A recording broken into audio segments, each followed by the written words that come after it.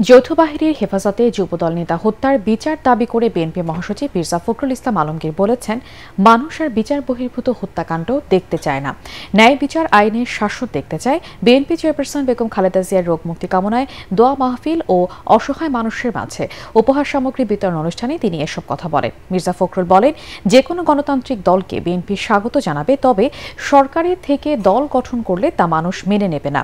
এ সময় ছাত্রনেতাদের সংঘাতমূলক কোনো কথা না বলার আহ্বান জানিয়ে বিএনপি মহাসচিব বলেন, ফ্যাসিবাদ বিরোধী ঐক্যকে ভাঙার চেষ্টা চলছে, যা হতে দেয়া যাবে না।